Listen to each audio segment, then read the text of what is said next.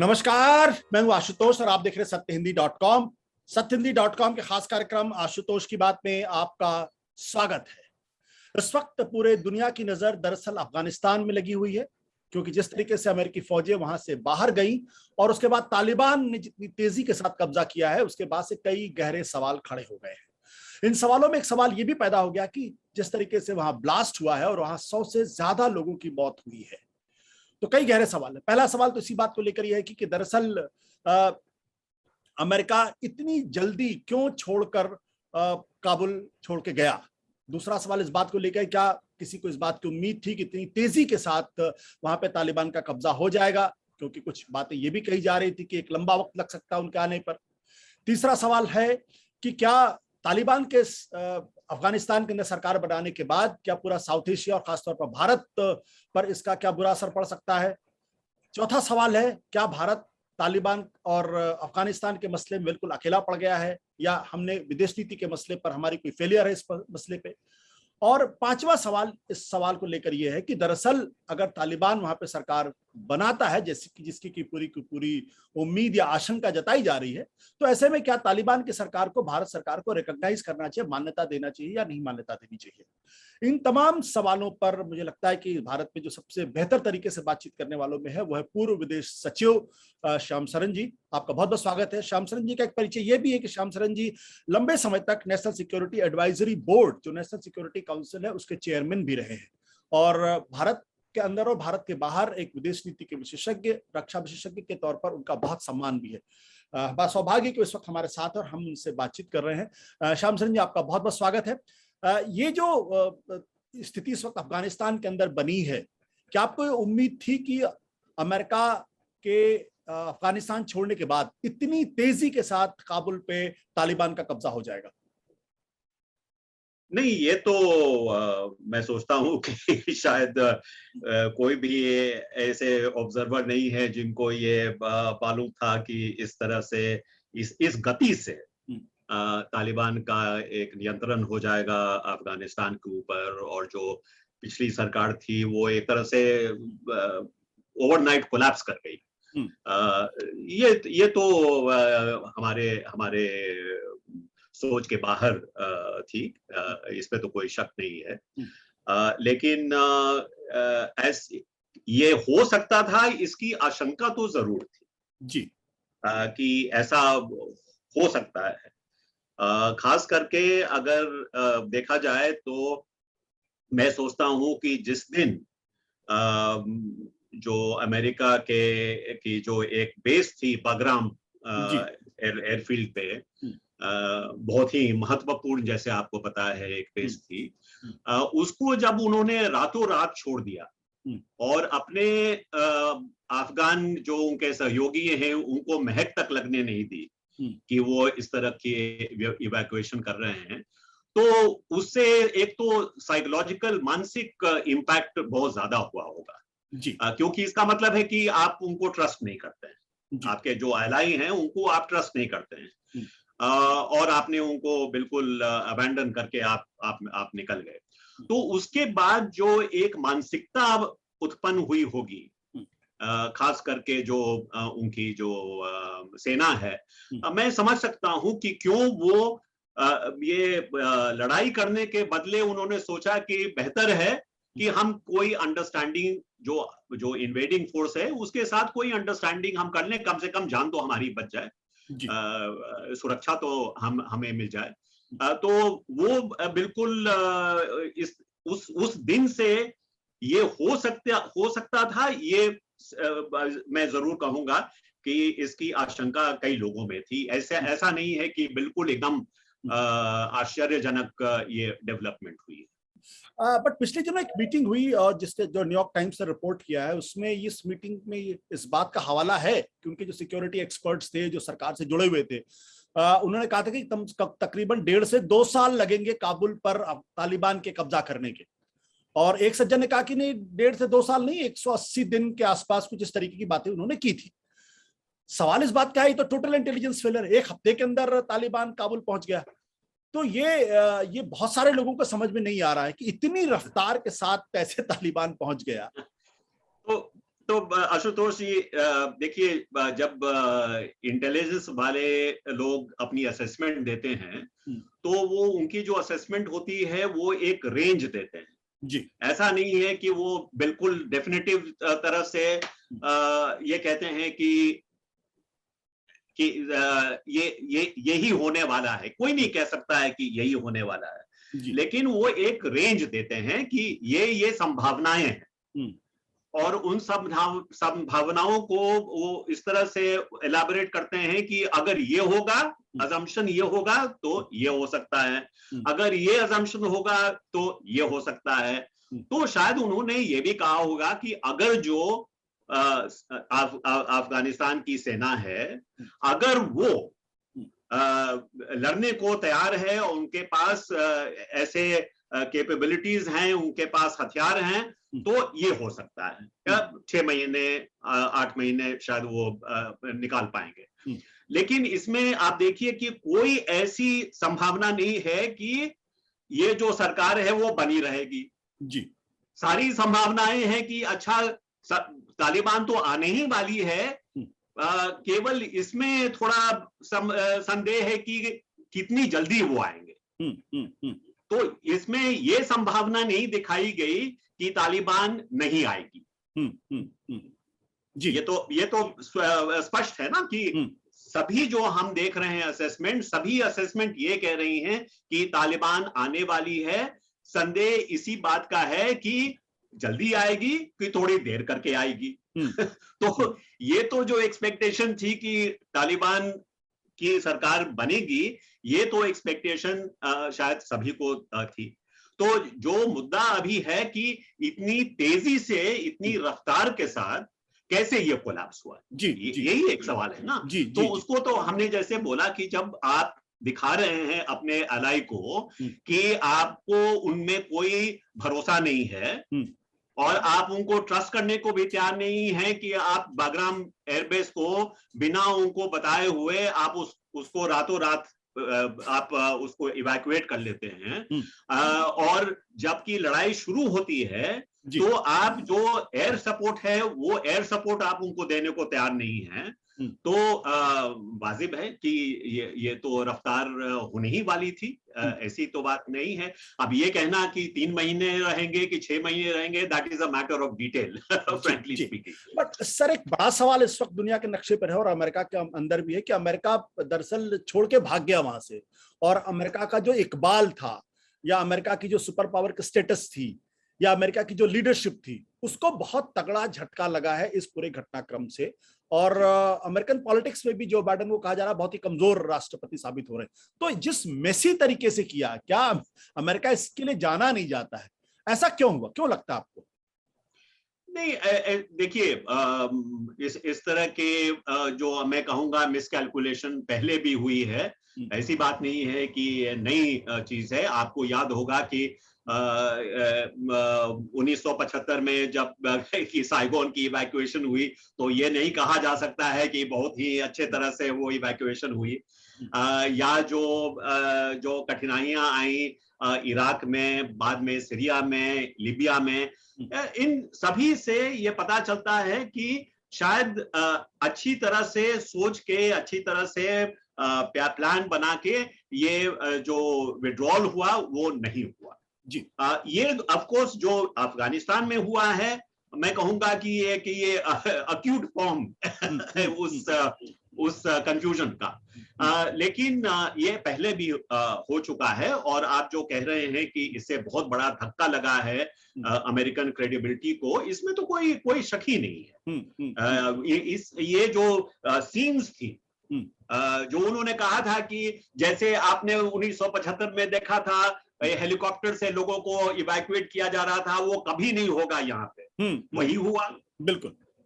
दूसरी चीज है कि वो जो आपने कुछ ये जो सीन्स आपने देखी कि American aircraft, transport aircraft take off कर रही है और हजारों लोग उसके पीछे दौड़ रहे हैं, कुछ लोगों की मृत्यु भी हो गई जबकि वो गिर गए आकाश से।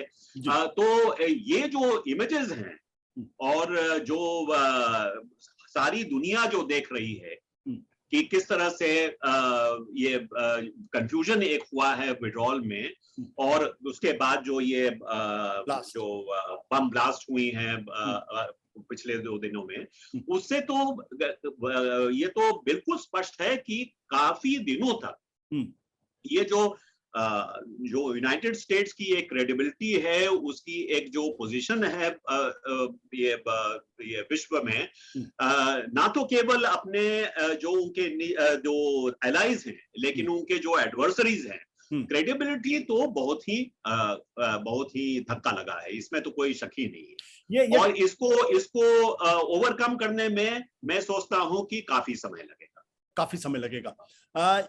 ये जो ब्लास्ट हुआ है, इस ब्लास्ट से क्या ये मैसेज जा रहा है कि अफगानिस्तान एक बार फिर आतंकवादियों की पनाहगाह बन जाएगा? देखिए, जो सही बात ये है कि तालिबान जो है, कुछ दिन पहले तक हम उसको भी तो आतंकवाद का गुट समझ रहे थे।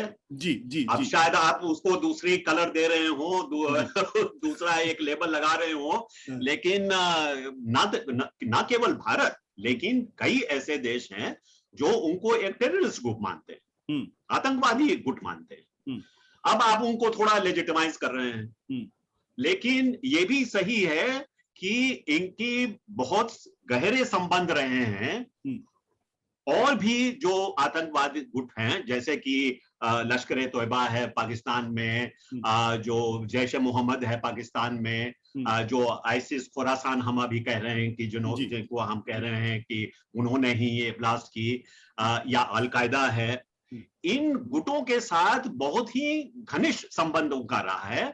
और जो इंटेलिजेंस रिपोर्ट्स हैं, जो अमेरिका से खुद इंटेलिजेंस रिपोर्ट्स जो मिल रही थी इसके होने के पहले, उनका ये कहना था कि ये सोचना कि तालिबान जिसकी इस तरह के घनिष्ठ संबंध है अगले गुटों के साथ, ये अब बंद हो जाएगा, ये वाजिब नहीं है, ये होने वाला है, ये अभी तक वो संबंध हैं और ये संबंध बने रहेंगे।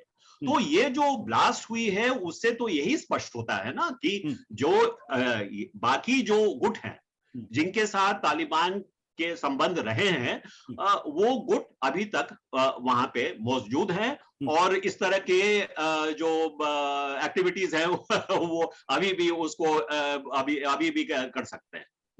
तो इसलिए मैं सोचता हूं कि मैं जानता हूं कि यहाँ पे भारत में कई लोग ये कह रहे हैं कि हमें इनके साथ संबंध बनाना चाहिए था, इनसे बातचीत करनी चाहिए थी, और अगर इनकी सरकार बन रही है तो उस सरकार को रिकॉग्नाइज करनी चाहिए। ऐसी बातें लोग कर रहे हैं, लेकिन मुझे लगता है कि जरा इसमें थोड़ा संभल के हमें अपना रवैया करना चाहिए, क्योंकि देखिए इनका एक जो गुट है बहुत ही महत्वपूर्ण गुट है जिसके साथ इनका संबंध है, और जो कि आज के तारीख में उनकी जो सरकार शायद बनने वाली है और ये जो लीडरशिप काउंसिल है उसमें बहुत ही महत्वपूर्ण एक गुट है, वो है हक्कानी ग्रुप। जी। सिराजुद्दीन हक्कानी डिप्टी लीडर हैं, और हक्कानी ग्रुप ही ग्रुप है जिससे जब हमारे दूतावास के अगेंस्ट जो 2 बड़े हिंसात्मक जो आक्रमण हुए थे, उनकी जिम्मेदारी इसी ग्रुप की थी। जी। और हमारे, आपको याद होगा कि हमारे एक बहुत ही नौजवान जो डिप्लोमेट थे उनकी मृत्यु हो गई, एक हमारे मिलिट्री अटैचे थे उनकी भी मृत्यु हो गई। ये 2008 में हुआ और 1 साल के बाद फिर से उसी तरह का आक्रमण हुआ। और ये बात सबको पता है कि इसमें Haqqani group acting on behalf of IS है, उन्होंने ही आक्रमण किया। तो अगर वो कोई भी सरकार बनती है, उसमें अगर वो बहुत ही महत्वपूर्ण उनका एक योगदान रहेगा, उनकी रोल रहेगी, तो वाजिब है कि हमारे लिए ये बहुत ही हमारे लिए बहुत चिंता की एक बात रहेगी। तो हाँ, आप उनके साथ एंगेज करना चाहते हैं, उनसे बातचीत करना चाहते हैं, ठीक है, लेकिन ये जो पृष्ठभूमि है उसको जरा याद करके ये सब करना चाहिए। बिल्कुल। सर एक जो मुझे लगता है कि ये संकोच खत्म कर देना चाहिए कि ये कहने में कि तालिबान आतंकवादी संगठन नहीं है, एक आतंकवादी संगठन है। और अगर हम हिस्ट्री में जाएं तो ये माइकल से दूसरा ऐसा वाकया होगा जब किसी स्टेट पर किसी आतंकवादी संगठन का कब्जा हुआ, जो आईएसआईएस ने किया। भले ही बहुत छोटे समय के लिए था, लेकिन उन्होंने एक स्टेट पर कब्जा किया था। अब ये तालिबान जो है वो स्टेट पे कब्जा कर रहा। तो जब कोई आतंकवादी संगठन किसी स्टेट पर कब्जा करता है तो उनके मूवमेंट को और पूरे इलाके को ये किस हद तक प्रभावित करता है? बहुत ही गहरा प्रभाव पड़ेगा जी। क्योंकि जैसे हमने कहा कि ये बात स्पष्ट नहीं है अभी तक कि ये सारे जो उस इलाके में जो सारे ये आतंकवादी जो संगठन हैं, जो गुट बने हुए हैं, जो ना तो केवल ये लश्कर-ए-तोयबा या जैश ए मोहम्मद, लेकिन जो चीन की बहुत बड़ी चिंता का विषय है कि उनका जो ईटीआईएम है, उइगुर की जो एक संगठन है, उनके साथ इनका संबंध है, या आईसिस के साथ संबंध रहा है पिछले दिनों में, या अलकायदा के साथ संबंध रहा है। तो अगर ये जैसे आप कह रहे हैं कि अगर ये एक आतंकवादी संगठन है और इसके पास अब एक स्टेट की मशीनरी उनके नियंत्रण में आ गई है, तो ये तो हमें कम से कम ये पॉसिबिलिटी, संभावना कम से कम ध्यान में रखना चाहिए कि इससे सारे इलाके में इंस्टेबिलिटी फैल सकती है, हिंसा फैल सकती है। अगर नहीं हुआ तो बहुत अच्छी बात है, लेकिन इसकी संभावना है कि नहीं, जो आप कह रहे हैं, जो हमारा प्रीवियस एक्सपीरियंस रहा है, ये इराक में रहा है या सीरिया में रहा है, उसको मद्देनजर रखते हुए हमको ये जरूर इस संभावना को अपने सामने रखना चाहिए, उसके लिए प्रिपेयर्ड रहना चाहिए। प्रिपेयर्ड रहना चाहिए। जो बात आपने कही है उसके संदर्भ में एक दूसरा सवाल है कि क्या आपने आईएसआई का जिक्र किया था, तो क्या पाकिस्तान तालिबान को अभी भी कंट्रोल कर सकता है जब वो स्टेट पर कब्जा कर उन्होंने कर लिया है? देखिए, तालिबान की जो कंट्रोल हुई है अफगानिस्तान के ऊपर, अगर आईएसआई की और पाकिस्तानी आर्मी की पूरी सपोर्ट नहीं होती तो ये नहीं संभव होता। ये देखिए, इसमें किसी को संदेह नहीं होना चाहिए जी। अब ये कुछ लोग बोल रहे हैं कि अच्छा, जब तालिबान बन जाएगी, सरकार अपनी बना लेगी, तो शायद उनको अपने को थोड़ा डिस्टेंस करना पड़ेगा पाकिस्तान के साथ। मेरा मानना है कि देखिए, ये जो पूरी इनकी हिस्ट्री देखिए, तो इसमें पाकिस्तान आईएसआई का, पाकिस्तान आर्मी का बहुत बड़ा हाथ रहा है। इनको एक तो सर्वाइवल उनकी जब का सवाल उठा, जबकि 2001 में जब अमेरिका का आक्रमण हुआ, उस समय से लेके अब तक जो संरक्षण इनको मिली है, जो सपोर्ट मिला है, अब जबकि तालिबान की नियंत्रण हो गई है अफगानिस्तान पे, तो पाकिस्तान में तो एक कहा जाता है कि हमारा जो मुद्दा था स्ट्रेटेजिक डेप्थ का, वो अब हासिल हो गया है। और काफी हद तक आगे चलते हुए, अगर इंटरनेशनल रिकॉग्निशन की बात है, उनके अगर आप यूएन में उनकी मेंबरशिप अगर वो चाहते हैं, उन सब में पाकिस्तान का हाथ और चीन का हाथ बहुत ही महत्वपूर्ण है। तो ये सोचना कि नहीं नहीं, अब तो इनकी जब सरकार अपनी बन गई है तो पाकिस्तान के साथ वो डिस्टेंस खो जाएंगे या आईएसआई की इन्फ्लुएंस नहीं रहेगी, मेरा मानना है कि ये एक गलत असम्पशन। तो क्या ये भारत के लिए एक बड़ी खराब खबर है, बहुत ही इट्स अ बैड इंफॉर्मेशन? बिल्कुल, ये तो मानना ही पड़ेगा कि हमारे लिए एक बहुत चिंताजनक एक डेवलपमेंट है, क्योंकि खास करके अगर आप कश्मीर को देखिए, तो एक तरह से एक नारो बैंड ऑफ टेरिटरी है। एक तरफ पाकिस्तान है, दूसरी तरफ चाइना है।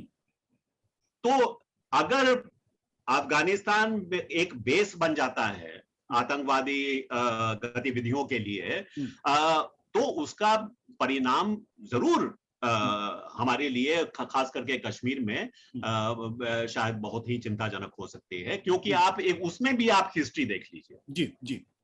जबकि तालिबान की सरकार थी काबुल में, तो वो भी समय था जबकि कभी कभी ऐसे भी इंसिडेंट्स हुए जिसमें कि the terrorist was actually Afghan. आपको याद होगा जी जी कि जी जी जी।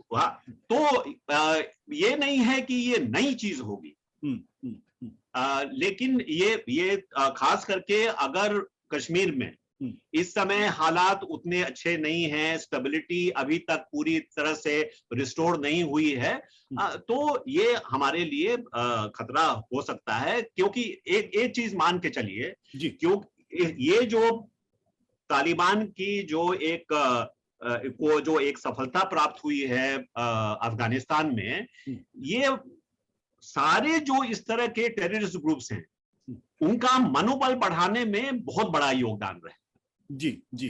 हर जगह, मैं ये नहीं केवल कह रहा हूं कि केवल साउथ एशिया के लिए या सेंट्रल एशिया के लिए, पूरे विश्व में जो एक इंटरनेशनल वॉर ऑन टेररिज्म चल रही थी, उस वॉर में एक तरह से उनको बहुत बड़ी उपलब्धि मिली है। तो ये आपको सोचना चाहिए कि एक बहुत ही मानसिक एक जैसे बढ़ावा मिला है ऐसे गुटों को, तो वो उसको ध्यान में रखते हुए मैं सोचता हूं कि अगर जम्मू एंड कश्मीर में हमने ये भी कहा है कि जितनी जल्दी हो सके डेमोक्रेटिक प्रोसेस को रिस्टोर करना चाहिए, पॉलिटिकल प्रोसेस को रिस्टोर करना चाहिए, क्योंकि अगर नहीं करेंगे तो एक जो सेंस ऑफ एलियनेशन एक जो है खास करके हमारे यूथ में, वो एक नया मोड़ ले सकती है, एक नेगेटिव मोड़ ले सकती है।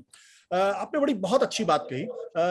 मेरे मन में ये कि जो बात आपने कहा कि दुनिया की दूसरी जगहों पर भी उसको बहुत ही एक वो मिलेगा, एक इंस्पिरेशन मिलेगा उस लिहाज से। अगर हम सोफिस्टिकेटेड शब्दों का इस्तेमाल करें तो रेडिकल इस्लाम का शब्द का इस्तेमाल कर सकते हैं। अगर क्रूड भाषा में कहें तो आतंकवाद। तो तालिबान अफगानिस्तान पे काबिज हो जाएगा और मानसिक तौर पर ऐसे आंदोलन को एक बहुत बूस्ट मिलेगा। तो क्या आप ये सजेस्ट कर रहे हैं कि आने वाले दिनों में दुनिया के नक्शे पर रेडिकल इस्लाम बहुत असर्टिव हो जाएगा और आतंकवादी गतिविधियां बढ़ेंगी, क्योंकि उनको उनके पास आज की तारीख में ये संदेश है कि वो अमेरिका को भी हरा सकते हैं और उसके पहले उन्होंने यूएसएसआर को भी हराया है, तो बाकी जगह भी वो आतंकवादी गतिविधियों को में तेजी आ सकती है? देखिए आशुतोष जी, इसकी संभावना तो मैं सोचता हूं जरूर है जी। अब ये तो प्रेडिक्ट करना बहुत मुश्किल है कि क्या होगा, लेकिन क्या इसकी संभावना है? मैं कहूंगा हाँ, इसकी संभावना है। और इसके लिए भी आप इतिहास देखिए जी। अगर आप इतिहास देखिए तो जबकि खास करके यहाँ पे अफगानिस्तानी में जबकि कहा जाता था कि ये जो मुजाहिदीन हैं इन्होंने एक सुपर पावर को परास्त कर दिया, जी, सोवियत यूनियन को, तो उसका क्या परिणाम हुआ? उसने आपने देखा कि जो आतंकवादी गतिविधि थी खास करके हमारे भारत में, उनको तो बहुत बढ़ावा मिला। जी जी। क्योंकि उनको एक तरह से बहुत ही उत्साह मिला कि हमने इसको इनको तो हरा दिया, अब हिंदुस्तान क्या चीज है, जबकि हमने एक सुपर पावर को हरा दिया। अब क्या आप भाषा सुन रहे हैं? अभी वही भाषा सुन रहे हैं ना कि हमने तो एक सुपर पावर को हरा दिया, अब दूसरे को अभी हरा दिया। पाकिस्तान के जो प्राइम मिनिस्टर है वो क्या कहते हैं? वो कहते हैं कि ये जो स्लेवरी के जो शक्ल थे उसको इन्होंने गिरा दिया। तो संभावना तो जरूर है, लेकिन मैं ये भी कहूंगा कि खास करके भारत में पिछले सालों में जो हमारी सिक्योरिटी कैपेबिलिटीज हैं और जो एंटी टेररिज्म की कैपेबिलिटी है, इंटेलिजेंस है, उसमें बहुत ही इम्प्रूवमेंट आया है। लेकिन ये एक नए स्तर की एक हमारे लिए चुनौती हो सकती है। और केवल भारत में नहीं, जैसे मैंने कहा, केवल भारत में नहीं, अगले देशों में जहां पे कि ये समस्या है वहां पे भी, जैसे कि आप देखिए जो भी चीन कहे कि वो इनके साथ पॉजिटिव रिलेशनशिप ये रखने में तैयार हैं, लेकिन उनको बहुत ही चिंता है कि ईटीआईएम है वो ऑपरेट करती है अफगानिस्तान से, तो क्यों बार बार वो अश्योरेंस मांग रहे हैं कि आप उनको बढ़ावा नहीं देंगे, उनको कोई सपोर्ट नहीं करेंगे, क्योंकि ये डर है कि सपोर्ट आएगा। सर एक और सवाल, पाकिस्तान में भी जो तहरीके तालिबान पाकिस्तान है, वो भी अफगानिस्तान से ऑपरेट कर रही थी, और कई लोग जो थे तहरीके तालिबान पाकिस्तान के जो फाइटर्स थे, जो कि अफगानिस्तान के जेलों में बंद थे, सारों को रिहा कर दिया गया है। जी। अब वो कहां जाएंगे, क्या करेंगे, वो किसी को पता नहीं। तो पाकिस्तान के लिए भी एक तरह से खतरा हो सकता है। ये पिछली बार जब तालिबान आए थे तो 2-3 देशों ने उनको रिकॉग्नाइज किया था। इस बार ये देख रहे हैं दुनिया के जो बड़े पावर्स हैं, चाइना वो समर्थन देने को तैयार बैठा हुआ, रशिया समर्थन देने को तैयार बैठा हुआ, ईरान बहुत सिंपैथेटिक है, पाकिस्तान तो खैर है ही। तो क्या कारण है कि इतने बड़े बड़े देश जो हैं वो तालिबान से दोस्ती करने के लिए तैयार हैं, उनको समर्थन देने के लिए तैयार? क्या जियो स्ट्रेटेजिक पॉलिटिक्स बदल गई है या कुछ और फंडामेंटली चेंज हुआ है? एक विदेश नीति के विशेषज्ञ होने के नाते आपको क्या लगता है? देखिए, सबसे पहले तो हमें ये मान के चलना चाहिए कि अभी कुछ हुआ नहीं। काफी दिन हो गए, लेकिन अभी तक वो उनको एक सरकार बनाने में, एक स्टेबल सरकार बनाने में सफलता नहीं प्राप्त हुई है। जी, काफी दिन हो गए ना, अब कम से कम तो 2 हफ्ते होने को हैं, लेकिन अभी तक वो सरकार बना नहीं पाए हैं। क्यों नहीं बना पाए हैं? दूसरी चीज है कि जिन देशों की बात कर रहे हैं आप, उन्होंने ये भी कहा है कि एक इंक्लूसिव गवर्नमेंट होनी चाहिए, क्योंकि खास करके अगर ये अंतरराष्ट्रीय स्तर पे अगर उनको मान्यता मिलनी है तो इसके बिना शायद वो हासिल नहीं हो पाएगी। तो अभी तक ये काफी फ्लूइड सिचुएशन है, जी, स्थिति स्थिर नहीं है अभी।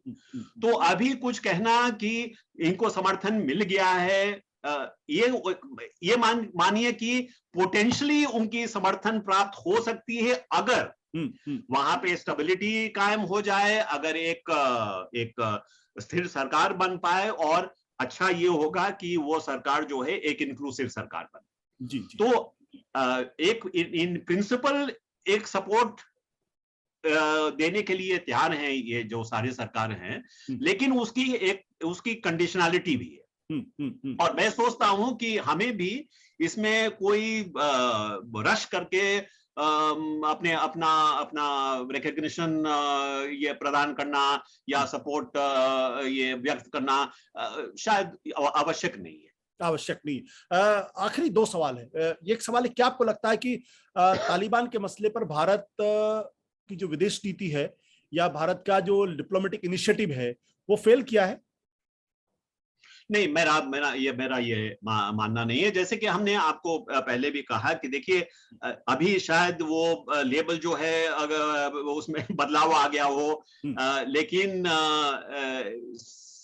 ये अभी तक ये मानिए कि अभी तक रूस में फॉर्मल तरह से Taliban is a terrorist organization. वो जो उनका लेबल है वो अभी तक निकाला नहीं गया है। क्यों नहीं निकाला गया? या जो चीन की तरफ से भी हमेशा ये बात कही जा रही है कि देखिए, ये आपको अश्योरेंस पे न केवल डिक्लेयर करना है, लेकिन हमें देखना होगा कि आप उस पर डिलीवर कर रहे हैं कि नहीं, कि आप ईटीआईएम को नहीं आप सपोर्ट देंगे। तो और ये जो ईरान कह रहे हैं कि हजारा जो शिया हजारा हैं उनकी क्या स्थिति होगी, उनको कैसे आप ट्रीट करेंगे, उस पे हमारा रवैया डिपेंड करेगा। तो मेरा कहने का ये मतलब है कि देखिए, हमारी एक हिस्ट्री भी है तालिबान के साथ जी। एक तो पाकिस्तान फैक्टर है, दूसरा है जैसे हमने कहा कि हमारे अगेंस्ट काफी हिंसात्मक कार्यवाही इन्होंने की है पिछले दिनों में। तो ये कहना कि उसको आप नजरअंदाज कर दीजिए और आप बाकी लोग कर रहे हैं तो आप उनके पीछे आप भागिए, क्यों? हमें अपने जो हमारी जो इंटरेस्ट है उसको ध्यान में रखते हुए तब कोई ऐसा निर्णय लेना चाहिए। तो मैं नहीं सोचता हूं कि कोई हमारी तरफ से फेलियर हुई है इसमें। देखिए, हमारे जो कुछ भी हमने किया अफगानिस्तान में अगले 20 सालों में, they were all directed towards the people of Afghanistan. हमने जो कुछ भी किया उनके वेलफेयर के लिए किया, और इसलिए भारत के प्रति इतनी ज्यादा गुडविल है अफगानिस्तान में। अगर पॉपुलैरिटी के ख्याल से देखिए तो भारत शायद नंबर 1 होगा उसमें पॉपुलैरिटी में। तो हमारा एक बहुत ही अच्छा संबंध रहा है अफगानिस्तान के जो जनता है, और मैं सोचता हूं कि लॉन्ग टर्म में ये जो रिलेशनशिप है वो कहीं ज्यादा महत्वपूर्ण है किसी भी स्टेट इंस्टीट्यूशन या गवर्नमेंट के साथ। तो मैं सोचता हूं कि we must keep our faith with the people of Afghanistan, वो बहुत जरूरी है। आपने बहुत साफ शब्दों में कहा है कि हमें बहुत रिकॉग्नाइज करने में बहुत जल्दबाजी नहीं करनी चाहिए, वेट एंड वॉच। जो भारत सरकार की मौजूदा नीति भी इस वक्त दिखाई पड़ रही, मोदी सरकार की नीति दिखाई पड़ रही, जिस तरीके से इन्होंने अपोजिशन को ब्रीफ किया। एक आखिरी सवाल आपसे, क्या आप ये कह सकते हैं कि जो एक नया टर्म आजकल क्वाइन किया गया है कि न्यू तालिबान, क्या ये नया तालिबान है? क्या उसने अपना डीएनए बदल लिया है, इसलिए उस पर यकीन किया जा सकता है, उसके साथ बिजनेस किया जा सकता है, उससे स्टेट स्टेट रिलेशनशिप मेंटेन की जा सकती है, और ये हो सकता है? देखिए, मैं उनके साथ एंगेज करना, उनके साथ बातचीत करना, उसके खिलाफ मैं नहीं हूं। मैंने कभी ये नहीं कहा कि उनके साथ एंगेज नहीं करनी चाहिए। अगर वो रियलिटी है, ग्राउंड रियलिटी है, तो सही बात है कि हमको अपनी इंटरेस्ट को सेफगार्ड करने के लिए उनसे एंगेज करना, उनसे बातचीत करना, ये वाजिब है। लेकिन मैं साथ साथ ये भी कहना चाहूंगा कि देखिए, जहां तक कि ये रिकग्निशन का सवाल है, बेहतर होगा कि एक इंटरनेशनल कंसेंसस इस पे होनी चाहिए। मतलब कि हमें हर कंट्री अपनी तरफ से एक निर्णय ले, उससे बेहतर होगा कि जैसे, क्योंकि आज हम यूनाइटेड नेशन सिक्योरिटी काउंसिल के चेयरमैन हैं, काफी हमारा देयरफॉर इन्फ्लुएंस है वहां पे। तो अगर हमें काम करना चाहिए कि यूएन सिक्योरिटी काउंसिल में एक ब्रॉड कंसेंसस होनी चाहिए, इंटरनेशनल कंसेंसस होनी चाहिए कि किस कंडीशन पे हम उनको रिकॉग्नाइज करने को तैयार हैं। क्या हमारे क्या एक्सपेक्टेशन है हमारी उनके यहाँ से, खास करके कि वो ये आतंकवादी जो गतिविधि है उनसे अलग रहें, अपने जनता को अच्छी तरह से उनके साथ बर्ताव करें, खास करके जो महिला हैं उस देश में। तो मैं सोचता हूं कि हमारे पास एक अवसर है, खास करके क्योंकि हम यूएन सिक्योरिटी काउंसिल के चेयरमैन हैं इस समय, कि एक इंटरनेशनल एक तरह से कंसेंसस के तरफ हम बढ़ें कि कैसे ये जो स्थिति उत्पन्न हुई है उससे हम कैसे जूझ सकते हैं। खाली क्योंकि ये केवल भारत के लिए एक समस्या नहीं है, केवल भारत के लिए चुनौती नहीं है, ये तो पूरे विश्व के लिए एक चुनौती है ना। और खासकर मैं सोचता हूं कि जो रीजनल कंट्रीज जी, हालांकि आप जैसे कह रहे हैं कि शायद ईरान का रवैया में कुछ बदलाव आया है या रूस के रवैया में कुछ बदलाव आया है, लेकिन मैं सोचता हूं कि सभी लोगों को चिंता है जी कि ये कहां जा रहा है। इसलिए मैं सोचता हूं कि अगर हम इन लोगों से बातचीत करें, डिप्लोमेसी करें, कि देखिए जो कुछ भी हुआ, लेकिन हमारा एक उत्तरदायित्व बनता है कि हम मिलके एक इंटरनेशनल कंसेंसस, कम से कम एक मिनिमल इंटरनेशनल कंसेंसस होनी चाहिए कि किस तरह से हम रिएक्ट करें, किस तरह से हम ये कम से कम इसकी गारंटी हो कि हमारे जो सिक्योरिटी है, रीजनल सिक्योरिटी है, उस पे कोई बड़ा आंच नहीं है। जी जी जी जी, बहुत बहुत शुक्रिया सर हमसे बातचीत करने के लिए। Thank you so much. सत्य हिंदी का ऐप डाउनलोड करें गूगल प्ले स्टोर पर।